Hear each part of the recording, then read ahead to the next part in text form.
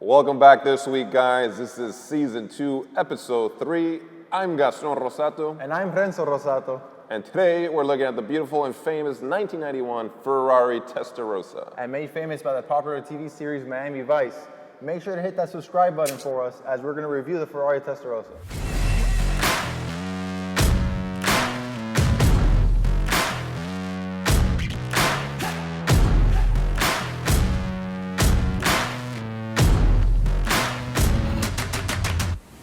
More importantly, let's discuss why this is the best car in the country, guys.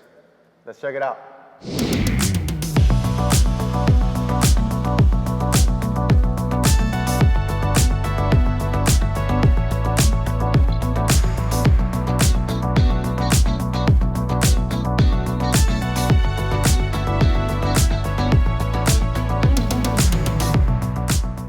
I'll give our viewers the general overview on the Ferrari Testarossa, a car that was introduced in the Paris Auto Show back in '84. It was produced from '84 all the way to '91. 91 finishing the production. At that time, there was about just a little over 7,000 cars produced in that year span. I always find it funny. I was born in '84, the first year of the Testarossa. You were born the last year of the Testarossa, '91. And I actually never realized that until just right now. It's pretty cool. But it's actually interesting to point out that the Testarossa was one of the first mass-produced Ferraris in history. Really? So moving forward, there was more numbers pumped out. Now, 7,000 cars is not a lot. It's not. But it's also not extremely exclusive. Right. You can find one of these cars for sale at any given time, really. Right, and the Ferrari Testarossa is a Pininfarina design. It has a 4.9 liter flat 12, a rear mid-engine car, producing about 385 horsepower. Pretty impressive at most times. It really was. For the 80s and early 90s, that was a lot of horsepower. If you were a supercar buyer at the time in that era, you bought one of two cars. It was the Ferrari Testarossa or the Countach, which I know is out of frame right now, but it's sitting right next to us on this side. So 1991 being already the most evolved, most polished out model of the Testarossa, there really isn't a lot of different features than what you would find in earlier cars. It's a car that pretty much maintained itself pretty much the same. Now, the only big differences you're gonna see on the early cars, everybody knows it's the flying mirror, right? Only one mirror on that side on the higher end of the A pillar. Another distinctive feature of the early cars is what they call the knockoff wheels. So one center lug versus five. Okay. And that was true up until 86. 86, they actually introduced the third brake light. So early cars didn't have that. Then So because of regulation, it was added. Please excuse my words. Sorry. The design of this car, you said it was a Pininfarina car, was kind of a revolutionary design, very different what they've always done. The purists said, what is this? And it was kind of like the black sheep for a long time. Generations like ours really appreciate this car. Yes. In fact, I had this car on my wall, and that's not a saying. I literally had a Ferrari Testarossa on my wall, and it was a white one. So I remember the first time we bought one of these cars. Oh, you're excited. It was just a Well, the dream. first one we bought was a flying mirror, wasn't it? It was a flying mirror, and now we have the best looking Testarossa. Not only looking, but condition and heritage and so much more that goes behind it, which you're gonna discover shortly why. Yeah.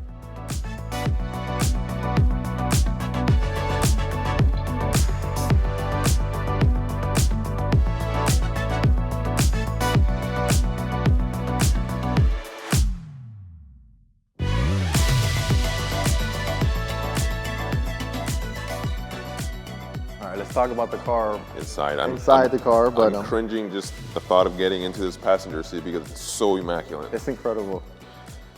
Like, I feel like I'm in a dealership back in '91, and I'm looking at a brand new one. All right.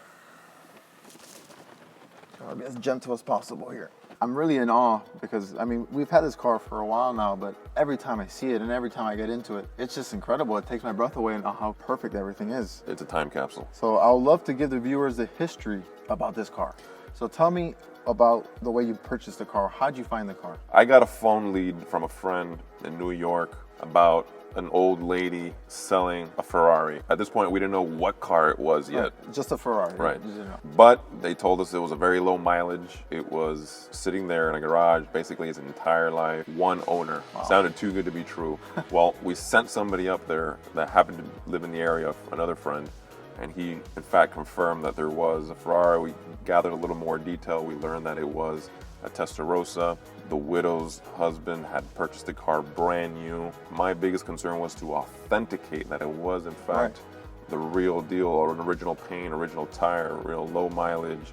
You know, it bought it brand new. And we've mentioned this before in other videos, like in the Continental and things like that, where what makes the difference in what the car can be worth is what you're saying now, taking a look at the provenance, original, original paint. You know, is there records of this car? Does this car have the records that you would want to find when you purchase a car? Absolutely every single record. We're talking about original bill of sale, the original window sticker, the original title, the original lien holder information, all the books, all the tools, all the keys. I mean, the car has every single piece of documentation that came with it brand new. Okay, and I'm sitting here and I have a perfect view of the odometer and it reads 1,533 miles.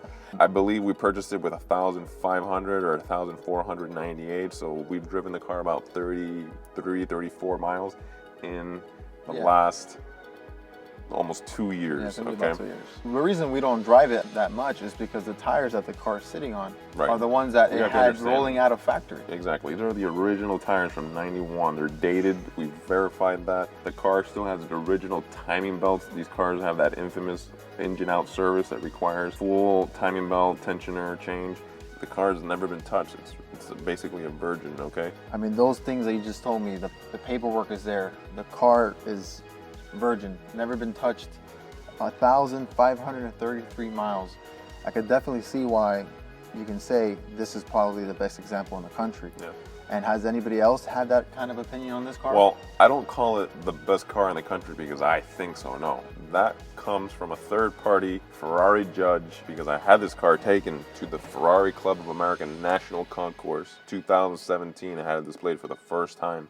We entered the car in the concourse. First thing one of the judges tells me is, hey, do you mind if I get some photos of this car? I have a late model Testarossa myself, and I really want to document certain things that are so proper in this car, not only for my car, but for future Testarossas that come through this concours. That's a big statement to have from a judge to request pictures. Absolutely. Wow. Well, it was a nervous day to say the least. I remember. You know, every car starts at 100 points and they start deducting as they continue the inspection. The highest award on the Ferrari is called the Platino, so a platinum award, and you need a 97 plus. Well, at the end of the day, we were awarded that Platino with this car. Every car that wins Platino at the Ferrari Club of America National Concours is then eligible for the next prize, and it's called the Copa Bella Macchina. Right. Copa Bella Macchina is an award. It's a pass or fail, and it's over 100-point inspection that lasts about almost 2 hours, and they check absolutely everything in this car. Every function in the car needs to work, and if it doesn't work, if one thing does not work, you have 1 hour to fix it. If you can't fix it in that 1 hour, then you fail. And if you have a consecutive failure of another item or the same one, you fail. Wow. So the car actually got a Copa Bella Macchina. The following day at the gala award ceremony, we were surprised when we learned that the car also won Best in Class. He liked the flat 12s and started that award many, many years ago. And that award is presented to a 1991 Testarossa owned by Gaston Rossato. Wow. So out of not just in Testarossas, but all the flat 12 cars, so the 512s, the Testarossas, the BBIs, there was probably 20, 25 cars in this category.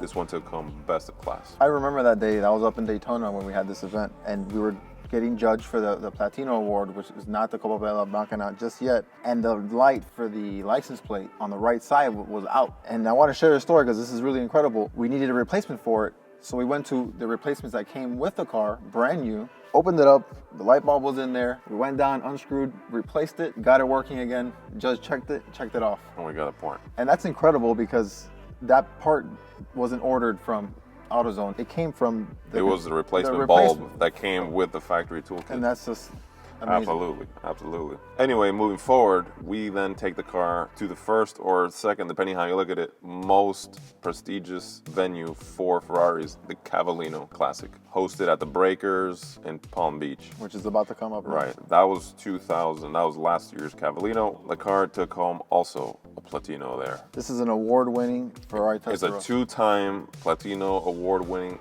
at the two most significant venues for any Ferrari. This car actually made me a Ferrari judge. After taking this car to those venues, I was approached by chief judge, and we discussed the possibilities of becoming a judge too, because I obviously now know what a perfect Testarossa looks like. All right, Gaston, that's a very interesting story, and learning how this car became a winner, not just once but twice. I think this car, although it does have 1,500 miles on it, we should give our viewers a chance to see the car rolling and driving. I agree with that. So let's go ahead and take this puppy out of here.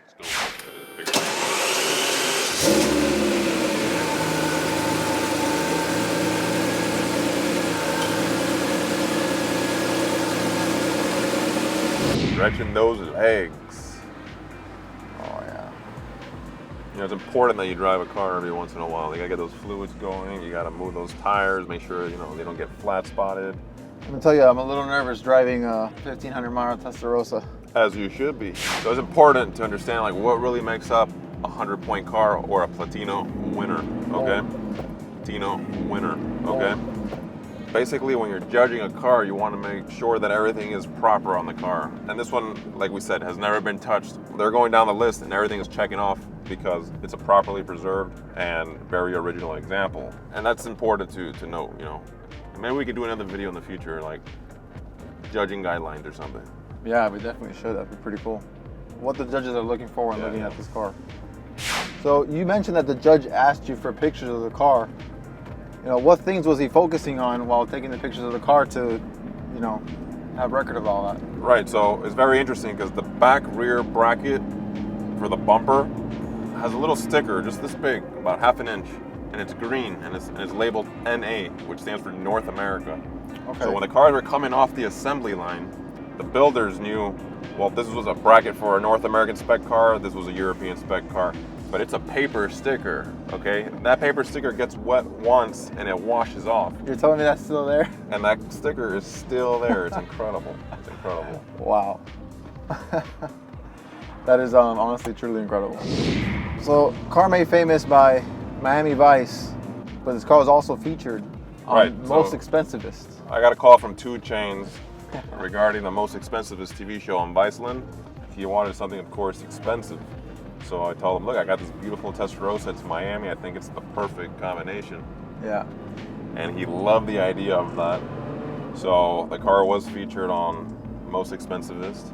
As it should be, being the example that it is. Well, one owner, it's got the pedigree, right? It's got the history, it's got the provenance, so one owner. Plus you have the low mileage, 1,500. Yeah. Plus it's a double platinum winner.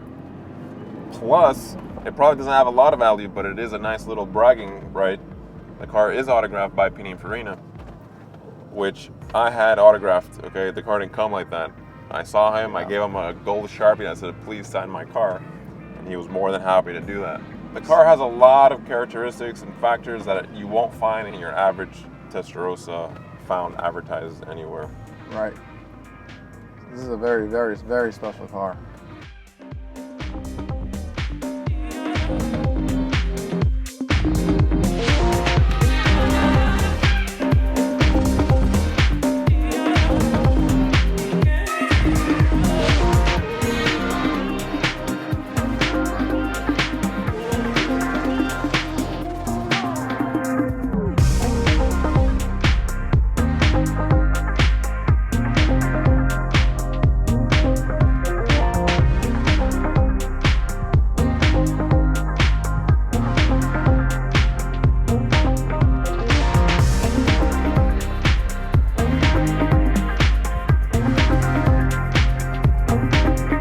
All right, we're back, and that was amazing. It was so fun to take this car out for a drive.